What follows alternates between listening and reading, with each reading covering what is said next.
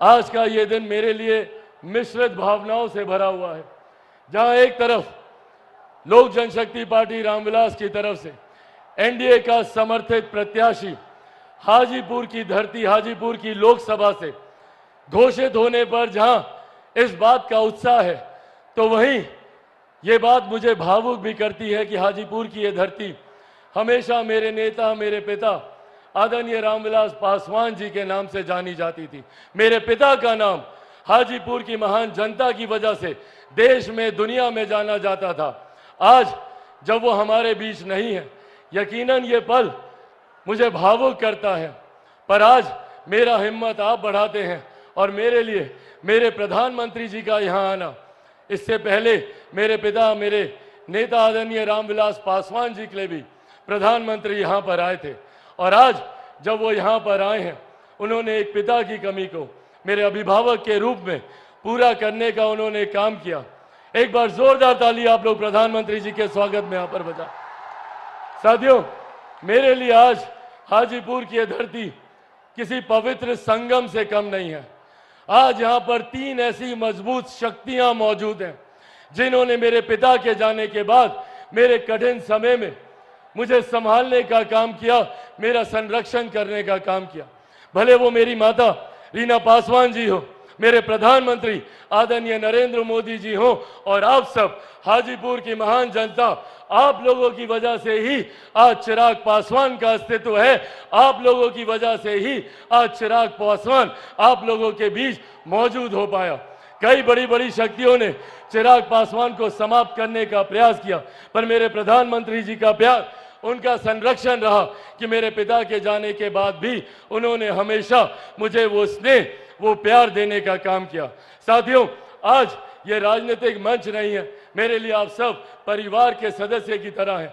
ज्यादा राजनीतिक चर्चा ना करते हुए मैं बस ये आग्रह करने आया हूं कि हम सबको इस बात का ध्यान रखने की जरूरत है कि कौन सही मायनों में हमारे लिए कार्य कर रहा है, कौन दिन रात मेहनत कर कर हम लोग को मुख्य धारा के साथ जोड़ने का काम कर रहा है। एक तरफ हमारे प्रधानमंत्री आदरणीय नरेंद्र मोदी जी हैं। आज जब यहाँ पर इतनी भारी संख्या में महिलाएं मौजूद हैं, पहली बार देश में एक ऐसे प्रधानमंत्री आए जिन्होंने आपके सम्मान की चिंता करते हुए शौचालय का निर्माण करने का कार्य कराया, आपके लिए उज्ज्वला योजना देने का काम करवाया।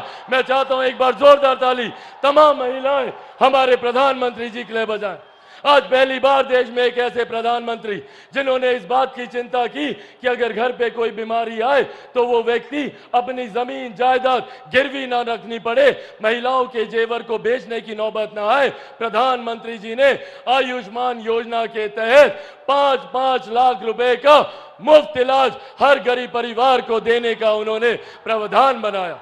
आज देश की, दुनिया की सबसे बड़ी गरीब कल्याण की योजना जिस पर हम सबको गर्व होता है, और इसका श्रेय मैं मेरे नेता, मेरे पिता आदरणीय रामविलास पासवान जी को भी दूंगा।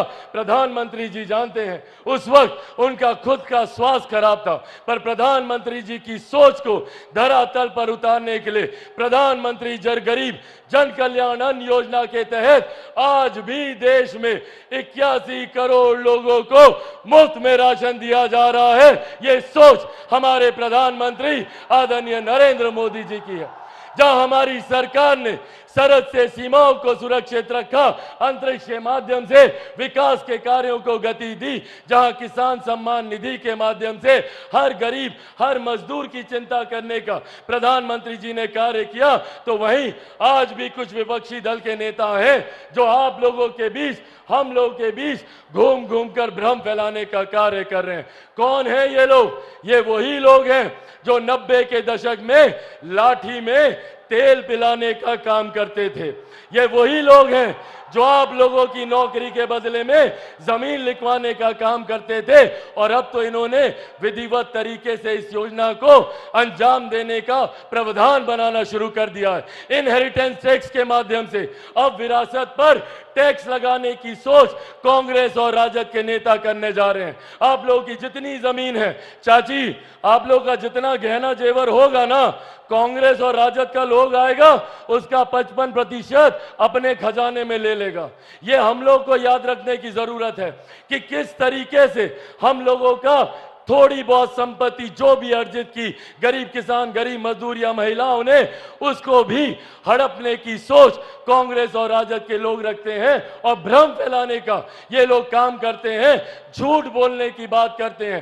कभी कहेंगे संविधान खत्म हो जाएगा, कभी कहेंगे आरक्षण समाप्त हो जाएगा, तो कभी कहेंगे कि लोकतंत्र की हत्या हो जाएगी। ये लोग लोकतंत्र की बात करेंगे जिन्होंने सन 75 में आपातकाल लगाकर सही मायनों में लोकतंत्र की हत्या करने का काम किया।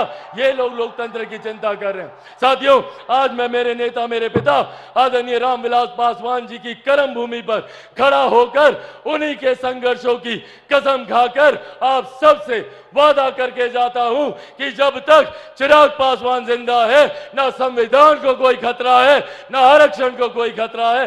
ये वादा आपसे मेरे प्रधानमंत्री जी भी करके जाते हैं। साथियों, जो लोग संविधान को खतरे में बताते हैं, वो आप लोगों की गरीब कल्याण योजनाओं पे नजर रखते हैं। आज मैं मेरे प्रधानमंत्री जी से भी इस मंच के माध्यम से आग्रह करूंगा कि सर, ऐसे प्रावधान बना दिए जाएं ताकि आरक्षण को लेकर उम्र भर के लिए ये बहस ही समाप्त हो जाए। संविधान की धाराओं का, कानून की धाराओं का इस्तेमाल कर कर जो लोग बार बार आरक्षण, संविधान को लेकर भ्रम फैलाते हैं, उसकी चर्चा ही पूरी तरीके से समाप्त कर दी जाए। ऐसे प्रावधान प्रधानमंत्री जी आने वाले दिनों में आरक्षण और संविधान को लेकर करें, यह मैं अपेक्षा रखता हूं। और अंत में साथियों, बस इतना कहूंगा कि अगर ये लोग आए तो खतरा हम लोग की गरीब कल्याण योजनाओं को है। जितनी कांग्रेस राजद के लोग हैं, आज जितने लोगों को 5-5 किलो अनाज मिलता है, एक बार हाथ उठाकर प्रधानमंत्री जी को बताएं कि आप लोग को अनाज मिल रहा है ना? जिनको मिल रहा हाथ उठाकर बताएं। अगर कांग्रेस के लोग आए, राजद के लोग आए, तो ये लोग ये अनाज मिलना बंद करा देंगे। आयुष्मान योजना को ये लोग बंद करा देंगे, क्योंकि ये लोग चाहते हैं कि गरीब गरीब रहे। और दूसरी तरफ हमारे प्रधानमंत्री जी ने 2047 तक भारत को एक विकसित देश बनाने का लक्ष्य रखा है। आइए हम सब मिलकर प्रधानमंत्री जी के इस लक्ष्य में अपना महत्वपूर्ण योगदान दें। और एक बार अंत में जोरदार ऐसी ताली बजाइए कि हम सबको, प्रधानमंत्री जी को हम सब विश्वास दिला सकें कि बिहार से 40 की 40 सीटें हम लोग प्रधानमंत्री जी को देने जा रहे हैं। जोरदार ताली से आदरणीय प्रधानमंत्री जिंदाबाद, आदरणीय प्रधानमंत्री जिंदाबाद। अंत में साथियों, पुनः मेरे पिता की इस धरती को मैं नमन करते हुए अपने पिता को एक बार फिर से इस मंच से श्रद्धांजलि देता हूं। मेरी मां, मेरी ताकत यहां पर मौजूद है। एक बार उनको इन चरणों में भी नमन करते हुए आदरणीय रामविलास पासवान अमर रहे, आदरणीय रामविलास पासवान अमर रहे। एनडीए गठबंधन जिंदाबाद। बहुत बहुत धन्यवाद साथियों। जय हिंद।